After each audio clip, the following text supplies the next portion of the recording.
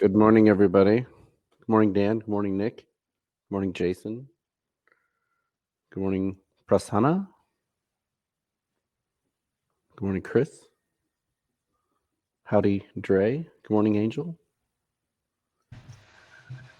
Hey everyone, good morning. Welcome to the session.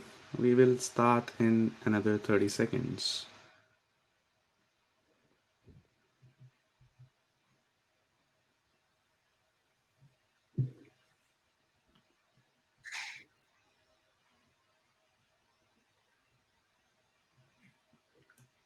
And then I'll just mute my camera and microphone while you're presenting. Sounds good.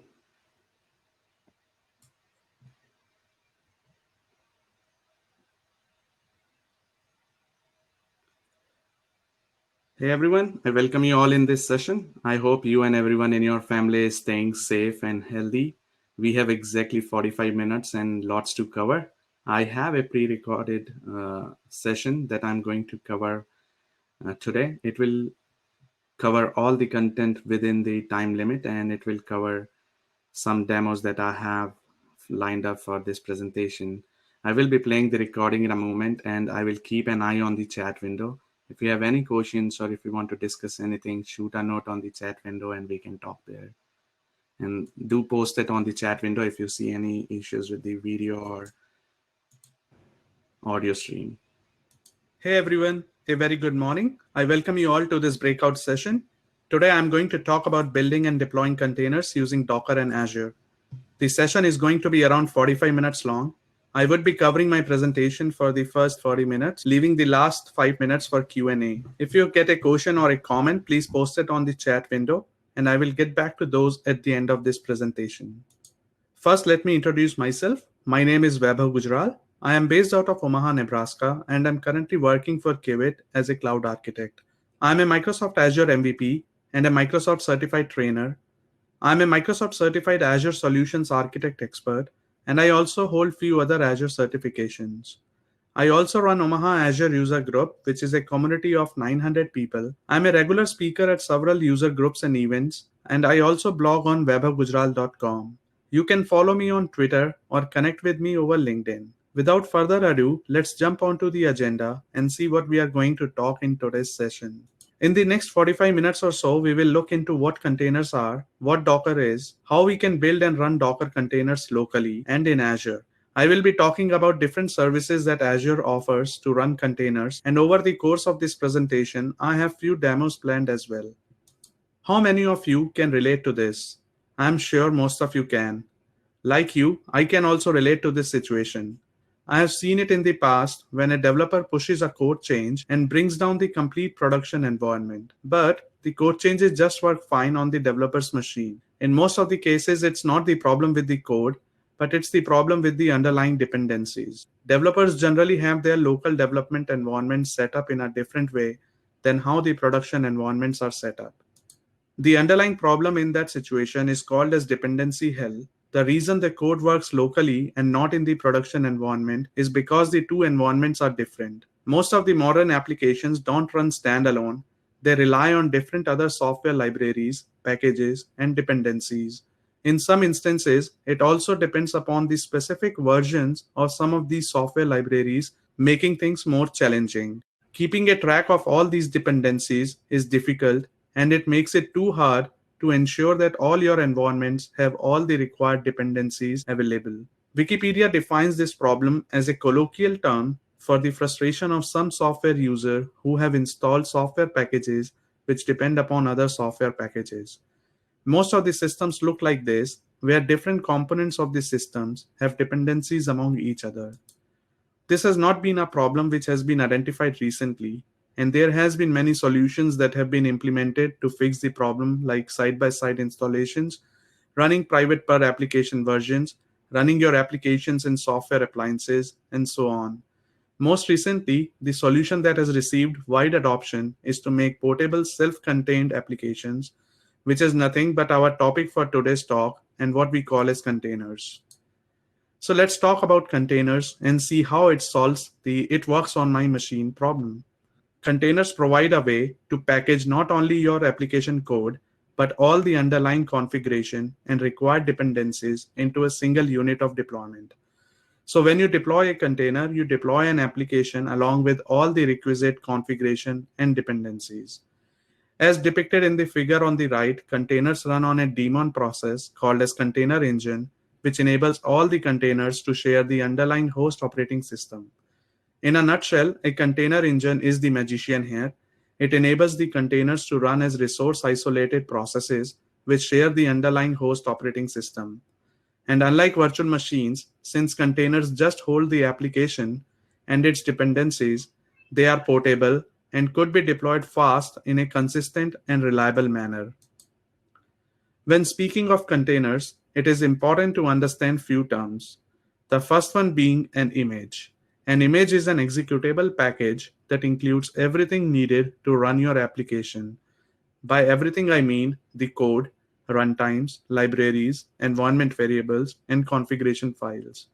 And a container is just a runtime instance of an image. You can run as many containers from an image as you want. The next thing you should be aware of is a container registry. A container registry is a storage for container images that allows image distribution. Container registry can be private or public registry.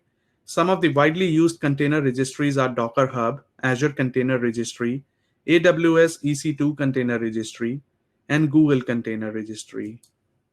When speaking of containers, it is also important to re-emphasize on the differences between a container and a virtual machine. Note that a container runs on a container engine and shares the kernel of the host machine with other containers. It runs a discrete process, taking no more memory than any other executable, making it lightweight. Whereas a virtual machine runs a full-blown guest operating system with virtual access to host resources through a hypervisor. In general, virtual machines provide an environment with more resources than most applications need. Here is a list of high-level differences between containers and virtual machines.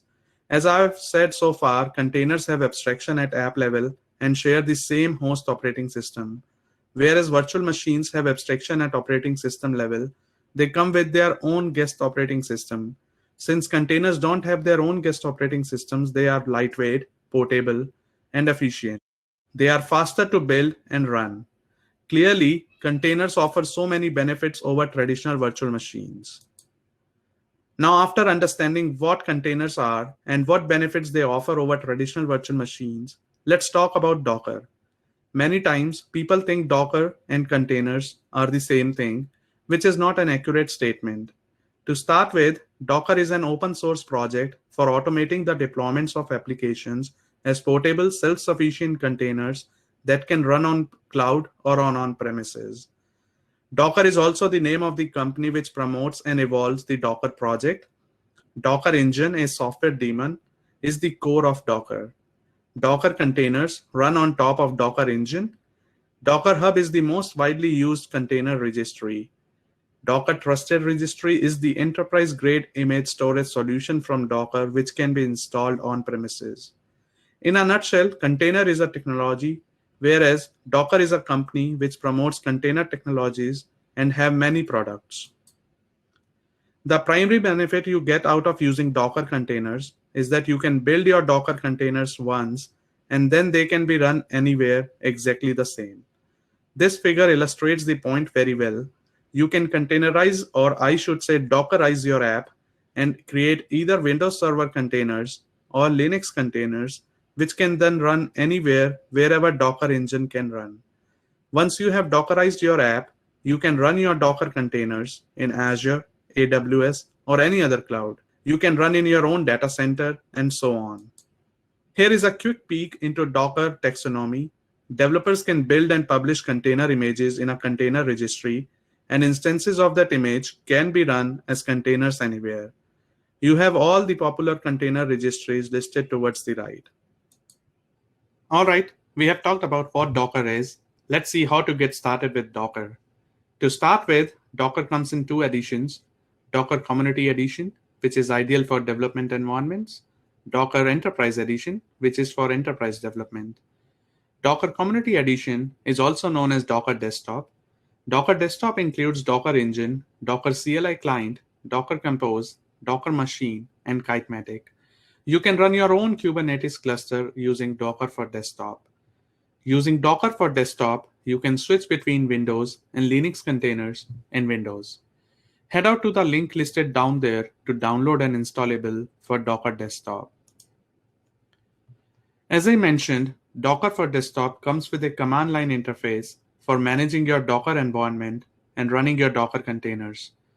To start with, the basic command it uses is Docker.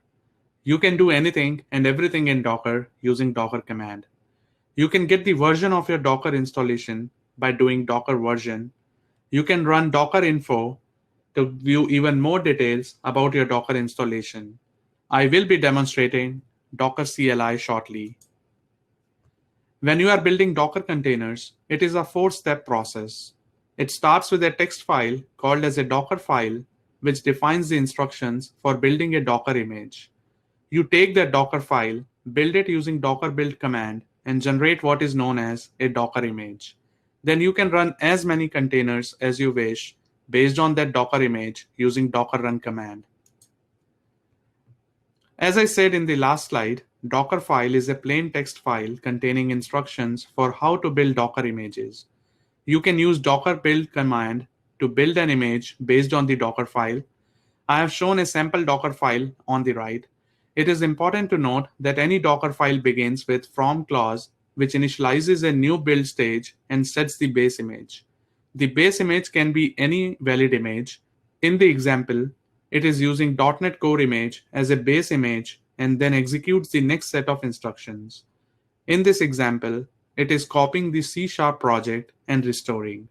Then it is publishing the artifact and finally it is running. In a nutshell, Dockerfile is what defines your Docker image. You can use Docker build command to generate containers based on the information provided in Dockerfile. For more detailed guidance on how to write your Docker files, head out to the link listed down below. When it comes to storage within Docker containers, all files created within a container during its lifetime are not persisted by default. There are two primary options available to store the files in the host machine for persistence. First one is called a volume, which is stored in a dedicated part of the host file system, which is managed by Docker and are isolated from the core functionality of the host machine. You can manage volumes using Docker CLI. Volumes are the preferred method to persist your data in Docker containers. The second option is bind mounts, which can be stored anywhere in the host file system and can be modified by non-Docker processes on the host machine. Do note that you cannot manage bind mounts using Docker CLI. Lastly, if you are using Docker Desktop for Linux, there is another option called as tempfs mount, which are stored in the host system's memory and are never returned to the host system's file system. You can use Dockerfile to build images for your containers. Likewise, when you have multi-container applications, you can use Docker Compose, which is a command line tool and a YAML file format with metadata for defining and running multi-container applications.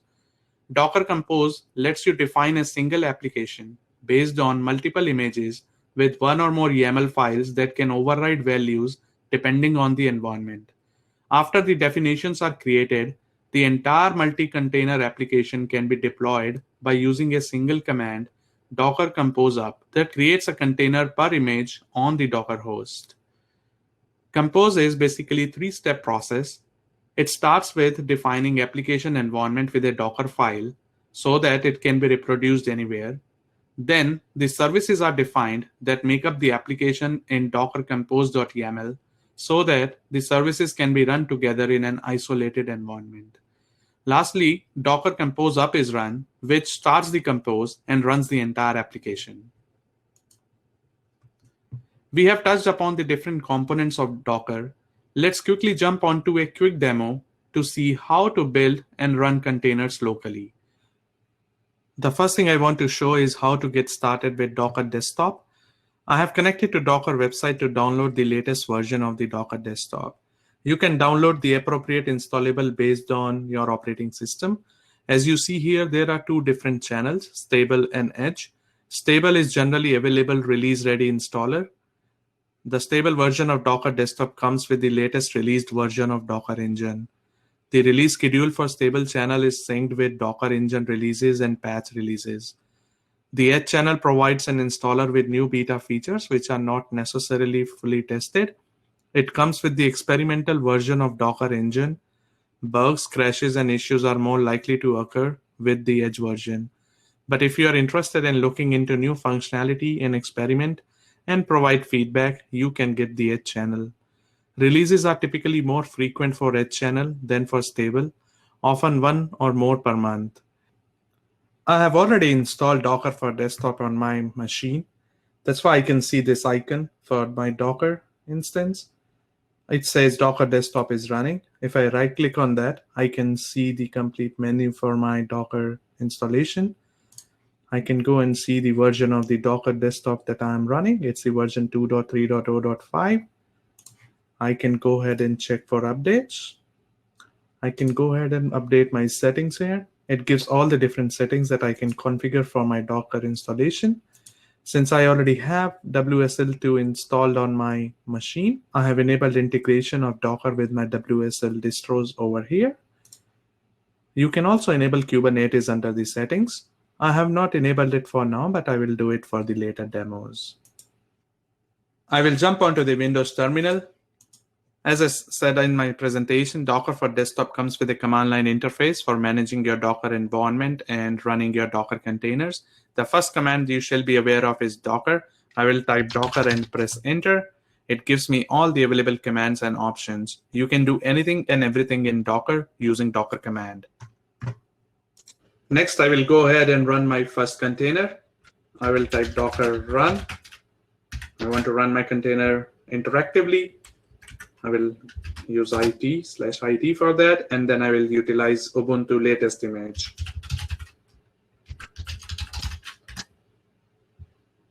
And since I don't have any image on my local Docker installation, it goes ahead and it downloads it from the Docker Hub and it sets it up, and I'm into my own Ubuntu-based container now. I will go ahead and type ls, and I can see my file system in there. I can go ahead and make a directory HDC 2020. I will go ahead and again list directory items, and I can see HDC 2020. I will go ahead and exit. I'll go ahead and see all the containers. You can see this was the container that was created with this ID. It was based on image Ubuntu latest, and it was created 31 seconds ago. It exited here, and the name Docker gave to my container was Lucid El-Camel. Next, I will jump onto Visual Studio Code and show you how to build a container image through Dockerfile. I'm into a temp directory. I will go ahead and create a new file. I will give it a name Dockerfile. Since I already have Docker tools installed on Visual Studio Code, it automatically identifies it's a Docker file. I'll go ahead and I will create a sample Docker file. I'll give from Ubuntu latest, and I will just execute single command. I will just echo hello world.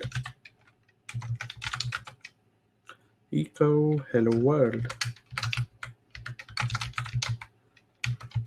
I will go ahead and save my file. I'll go back to my terminal. I will clear my screen. I will go ahead and build my image from my Docker file using Docker build command. It goes ahead and builds an image. I will go in Docker images and see if my image exists. Here is my image HDC 2020, and it also has the base Ubuntu image listed here. Next, I'm going to run my image to create a container.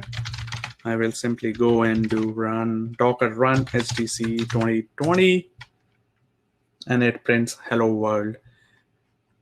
Since we are in Dockerfile, let me show you another demo to demonstrate how environment variable works here, through which we can pass configuration to our Docker files.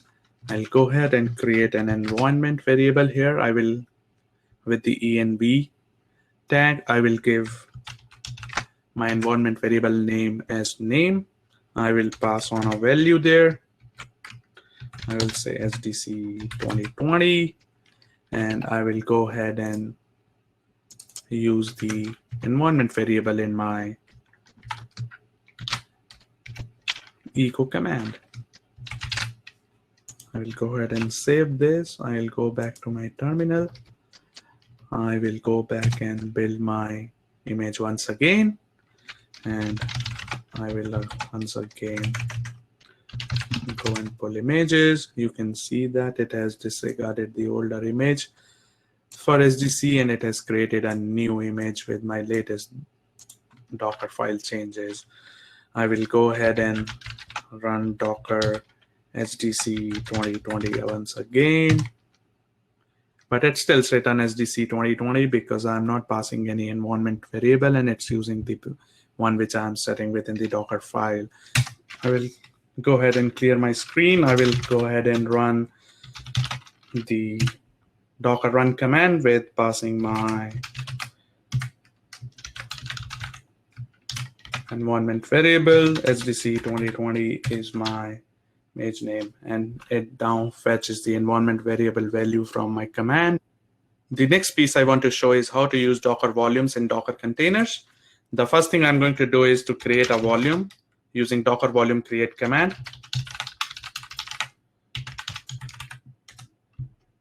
I will go ahead and see if my volume is created. There you see my volume has been created. Next, I will go ahead and create a couple of containers that have that volume mounted.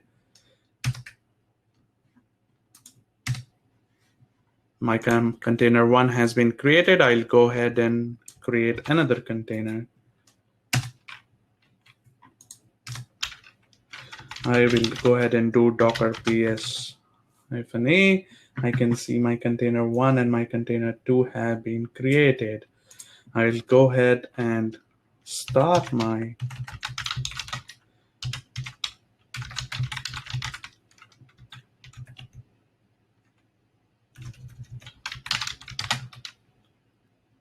I will go ahead and attach my container 1. I will go ahead and list. I will go ahead and go into cd app. I will go ahead and make a new directory, HDC 2020. I will do Control P, Control Q to exit out of my current container without killing it.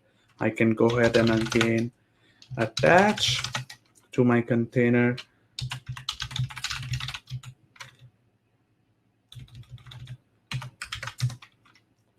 and if I go back again, I can see I'm into app directory and I have that HDC 2020 directory created there. I'll go ahead and exit this container. I will go back and I will start the container, my container 2. I will go ahead and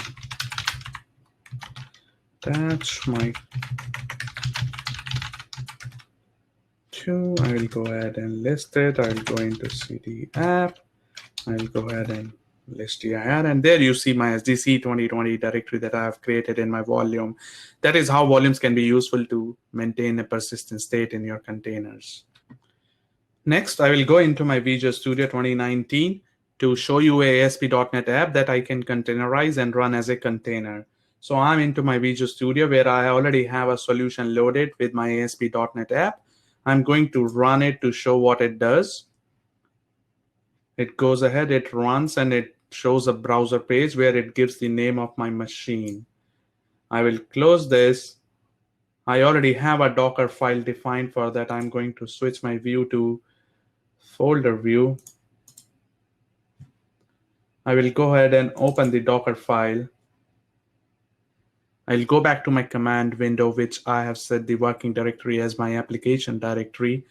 I will go ahead and build my image based on the Docker file that I have just shown you. I will type docker build.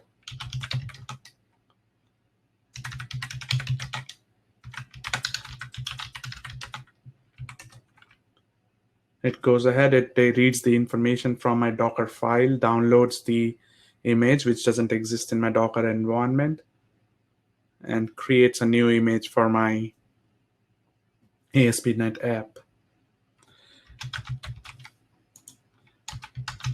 I will go and look into images. And there you go. You see my new image ASP.NET app created. I will go ahead and run a container based on that image. I will use Docker run command for that. I will use Docker run rm it. I'll give port number 8080, which will be mapped to port 80. I'll give the name of my image, and I'll press enter.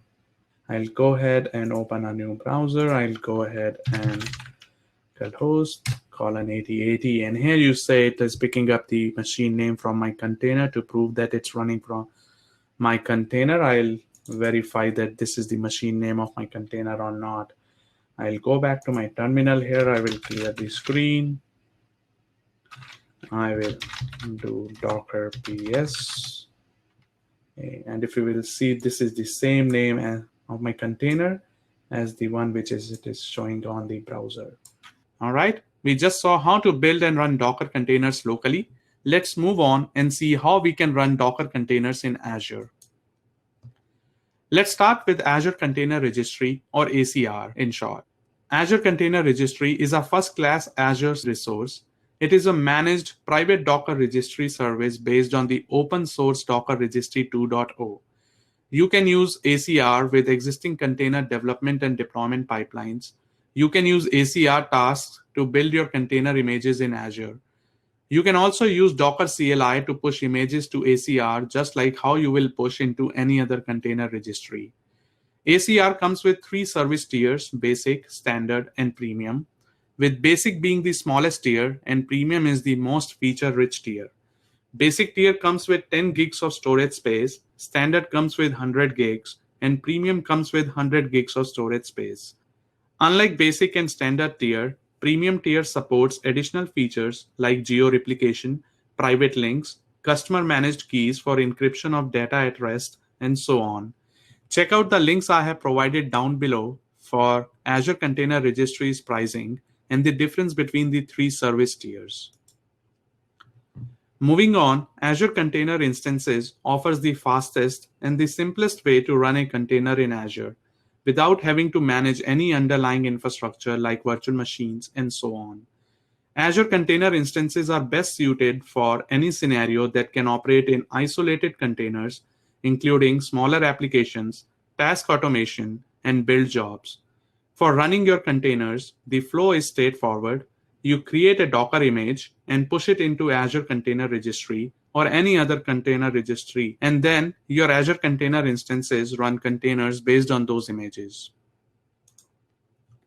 In Azure Container Instances, or ACI, you define something known as a container group, which is, as the name suggests, a grouping or collection of containers that get scheduled on the same host machine. The containers in the same container group share the same lifecycle, resources, network, and storage volumes. If you have worked on Kubernetes in the past, container groups are similar to pods. In this example, there is a container group running in a host virtual machine with 2 containers. One container listens on port 80, while the other listens on port 5000. Each of the container has an Azure file share as volume mounts. On the top, there is a DNS name label assigned along with a single public IP address with one exposed port. The DNS is mapped to the first container. Do note that multi-container support is only available for Linux containers at this moment, and for Windows containers, you can only run single container instances. You can mount Azure file shares as volumes as depicted in these diagrams. ACIs also creates a secrets volume where all your sensitive information for the container instances can be stored. Secrets volume is backed by TempFS mounts, which we have talked about in one of the earlier slides. I have provided a link down below. Please check out for more information around container groups. Recently, Docker has announced support for Azure Container Instances within Docker CLI, meaning you can now log into Azure and deploy to your Azure Container Instances directly through Docker CLI as depicted above. For more information, check out the Docker documentation. I have provided a link down below for your reference. If not Azure Container Instances, you can also deploy your Dockerized web applications into Azure Web Apps for containers. You can utilize the existing CI/CD pipelines to publish the images to Azure Container Registry or any other container registry like Docker Hub and deploy the containers based on those images in web apps for containers. Since these are essentially Azure App Services with Docker container support, they come with support for all the features of Azure App Services. Let's quickly jump onto our next demo and see how to publish an image to Azure Container Registry and run containers in Azure Container instances and web apps for containers. In this demo, I will show how you can create an Azure Container Registry and push an image to it. Later, I will show you how to run container in Azure Container instances and Azure Web Apps for containers. To start with, I'm going to use Azure CLI for creating my Azure Container Registry and the container instances, but you can do so in Azure Portal as well. To save some time, I have already logged in into Azure CLI with my credentials and connected the session with the right subscription. Here is the resource group in the Azure portal where I will be creating all the resources in this demo. Currently, it sits empty, as you can see. I'll go to the terminal and create container registry with the command azacr create. Here I am creating a container registry with the name HDC 2020 registry. This is my resource group and it will be under premium SKU. Container registry is being created and I will log in into my container registry.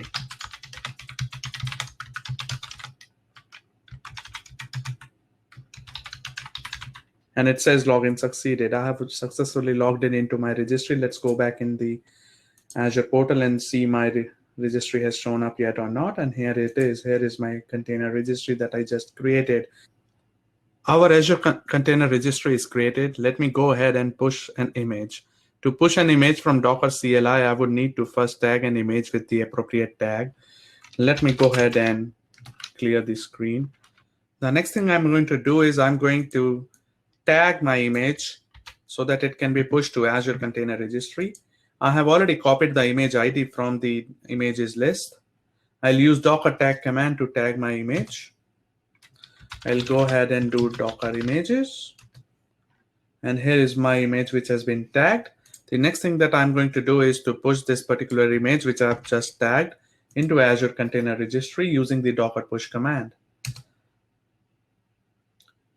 It's going to take a minute or so. And here my image has been pushed into Azure Container Registry. I'll go back to the Azure portal, go inside repositories within my container registry. Here's my repository which has just been created. And here is my ASP.NET app, which has the image definition. Next, I'm going to create an Azure Container instance based on the image that I have just pushed into my Azure Container Registry. I'll click on the containers under Create New Service menu. I'll go ahead and create container instances. I'll use my subscription. I'll use an existing resource group name that I have. I'll give it a name to my container instance, saying ASP.NET App HDC demo. I will use Azure Container Registry as the image source. It automatically picked up my registry, the image that I have, the image tag that I have. I'll keep the size as is, but if you need to, based on your image, you can go ahead and choose appropriate number of CPU cores and memories that might be needed to run your container. I'll go ahead and click on Create. It will provision Azure Container Instance for me. It might take a few seconds. My resource has been provisioned here. I'll go to the resource, the actual container instance. Here is the IP address for my container instance. I'll copy it. I'll go to the browser. And here's the machine where it is running, and it's my app running completely in Azure Container Instance. Similarly, I will go back again to the home page, create a resource. I will look up for web app for container. I'll create a web app for containers. I'll choose the same resource group where I have created other resources. I'll give it a name. I'll choose the Docker container as the publish option. I'll choose the region as Central US. I'll leave it as is. I'll go ahead and click Next. I'll go ahead and choose the options as single container because I don't have really Docker Compose file. It's a single container image. I'll go ahead and choose an image source as Azure Container Registry. It will automatically populate my registry and the image information.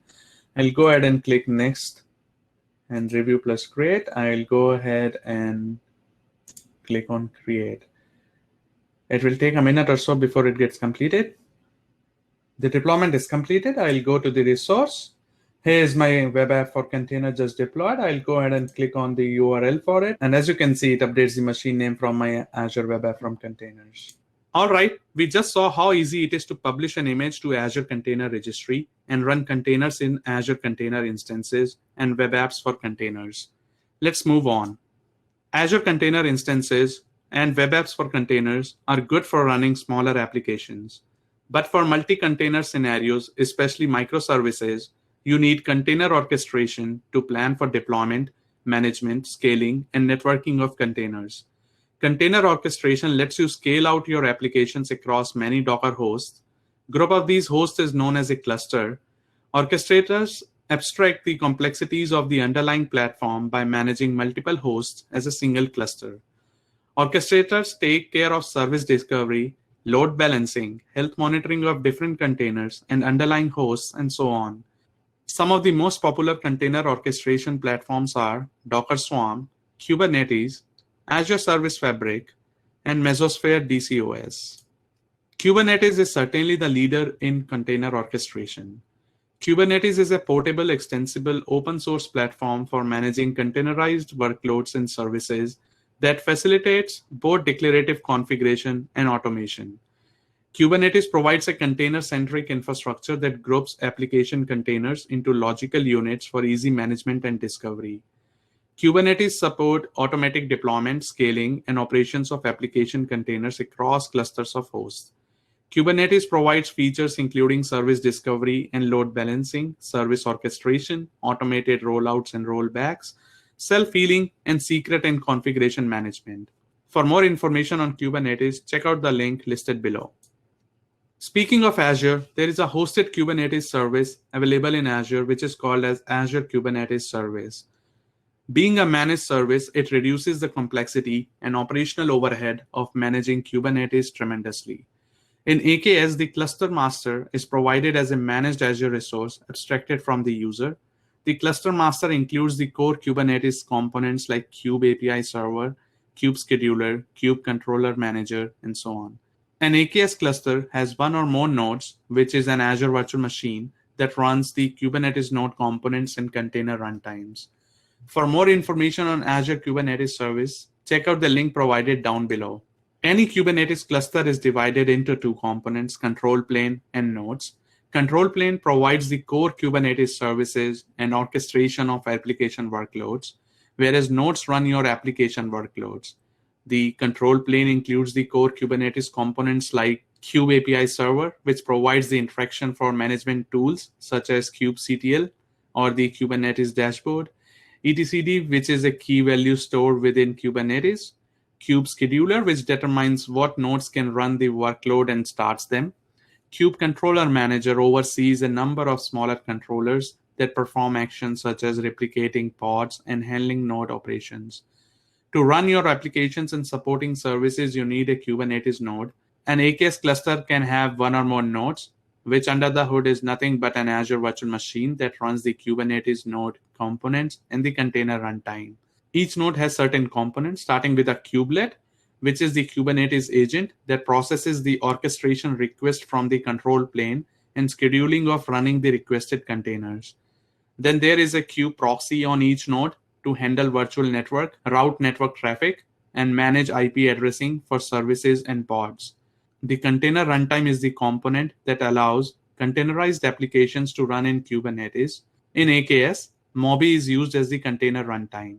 As you can see in AKS, control plane is managed by Azure and the nodes are managed by the customer. This reduces the complexity and operational overhead of managing Kubernetes tremendously. Let's quickly jump onto a quick demo and see how to get started with AKS. In this last demo, I will show how to run containers in Azure Kubernetes Service. As a first step, I have used AZ-AKS create command to create my AKS cluster. I have provided a name for the cluster, the resource group it sits in, and the count of the nodes and the node size.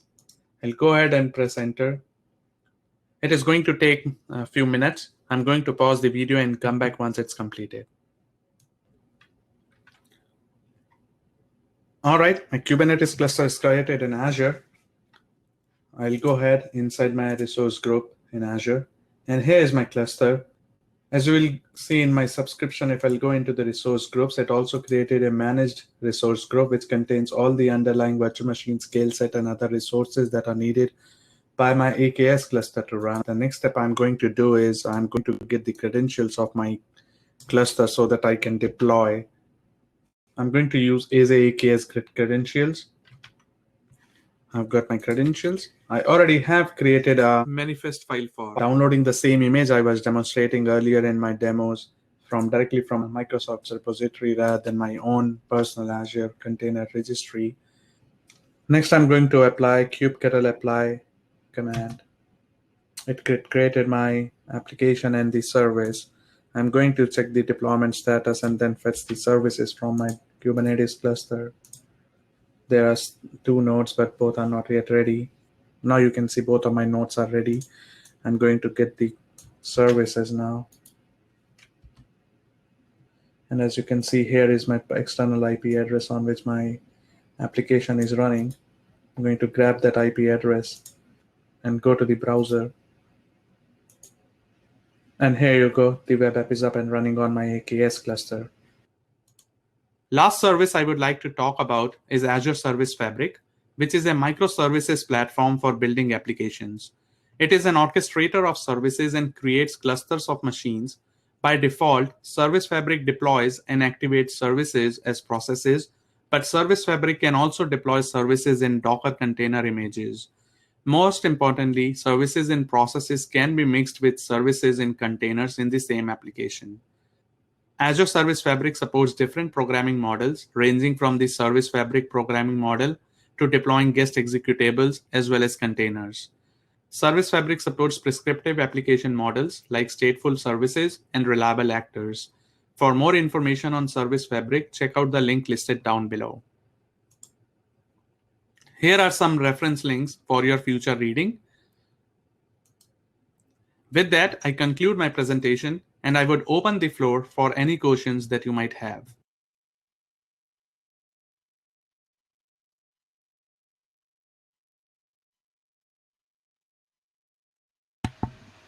Hey everyone, thanks for joining and attending the presentation. If you have any questions, feel free to post that on the chat window. I would be available at my employer's booth if you have any questions later. And if not today, if you have any questions later, you can also connect with me over LinkedIn or Twitter.